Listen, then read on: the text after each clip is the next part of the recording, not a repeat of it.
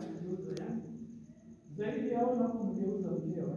Yule akitaka kumgeuza popote kwa kuinua mguu anafanya. Sikuoni umemweka chini.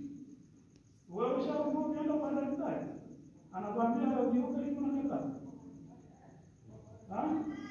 Pale huko samani wazaa.